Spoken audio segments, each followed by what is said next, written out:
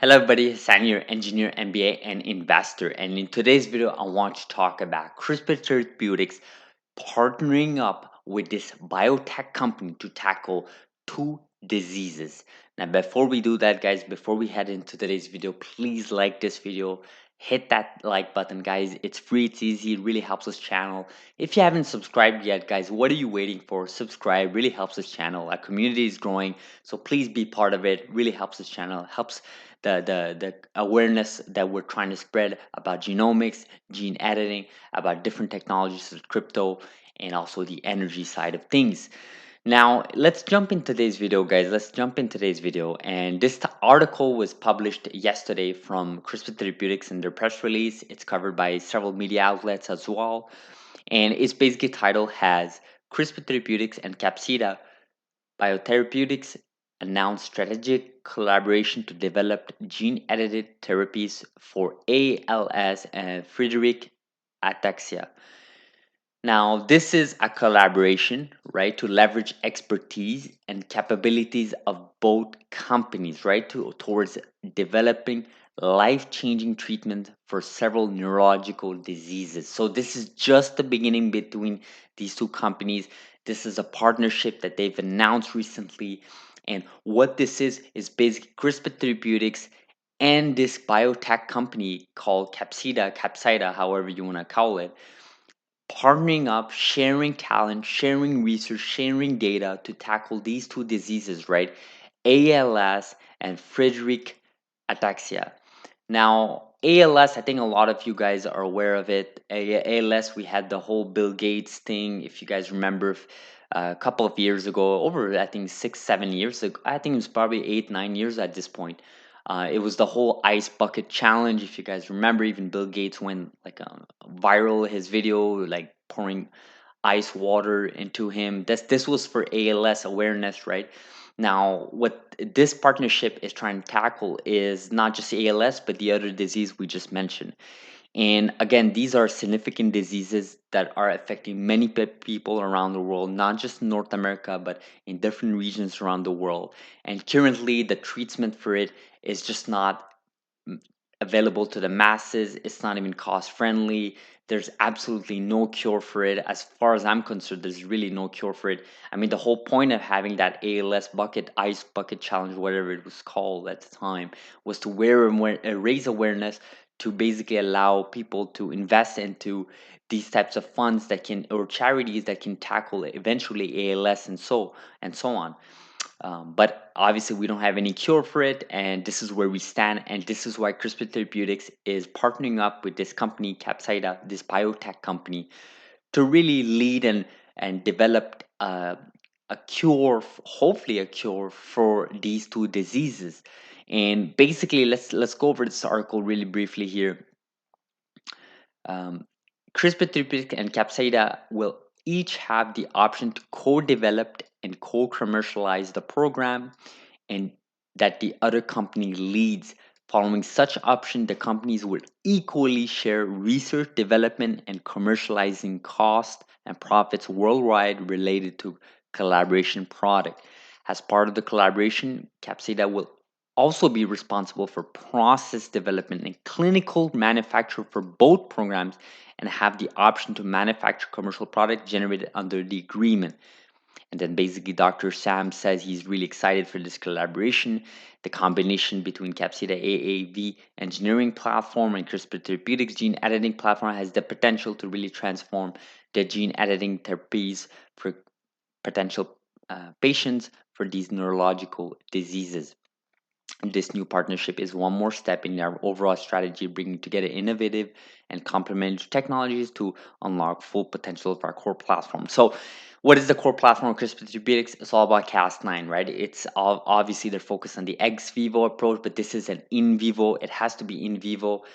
And basically, what this is a strategic partnership that both companies, both organizations will share data, talent, like I said, and this allows both companies the flexibility to go forward for a commercial side of if they do want to go forward with it, if they find that it's viable in a solution for it, which hopefully it will be viable. Like you don't just establish a partnership just for the sake of R&D research, right? You want to go forward. These are public companies, like CRISPR Therapeutics is a public company, but Capsida is a private company. But these are companies, right? They have shareholders, they have stakeholders, and the idea to co-develop and co-commercialize this program is to share equally the risks, right? That's what you want, and this is what I want to really boil down this video to.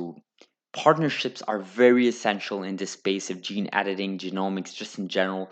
You need partnerships. You cannot do this alone. Talent is limited, the talent pool is limited, and obviously, time is a finite thing, and you want to make the most out of your time. And we know for a fact CRISPR Therapeutics is focused on some of these other programs in their pipeline, right? Let's take a look here. CTX001, we've talked about this. The CAR T programs, and there's the type 1 diabetes partnership with ViaCyte.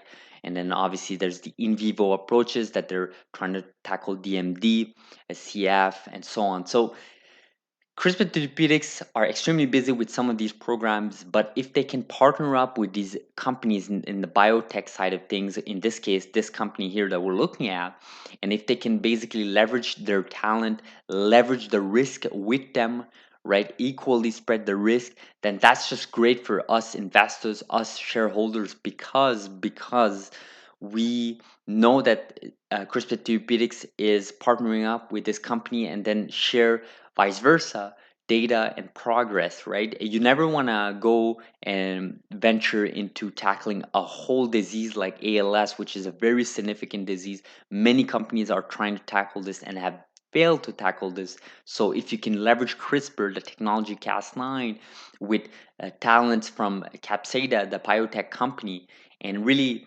leverage their AAV engineering, right? This is what they call dedicated to developing breakthrough gene therapies using fully integrated AAV engineering, cargo development, and manufacturing today. So, and plus, we saw that um, this company, this biotech company, will actually have the responsibility to process development and clinical manufacturers of both programs, right, for ALS and for ataxia. So it's really interesting that CRISPR Therapeutics is going forward with this. Again, I only see positive sides onto this. Again, we want to tackle all these diseases. We talked about previous video where there's over thousands of human diseases that could be tackled through Cas9 alone. Whether it's in vivo or ex vivo, that's another topic. But in this case, they're going with in vivo, they're going with the Cas9 technology, and they're partnering up with this biotech company.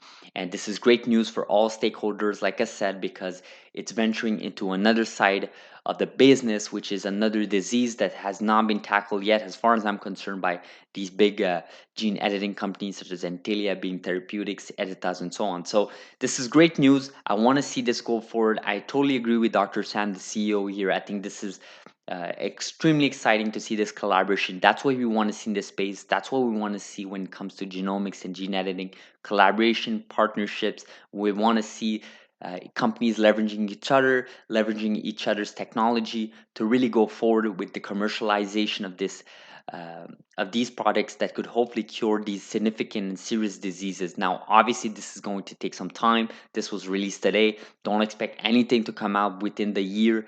Like these things take years and years, but it's still something positive. You still want to keep an eye on it. And again, this just reaffirms our thesis that CRISPR Therapeutics is for real.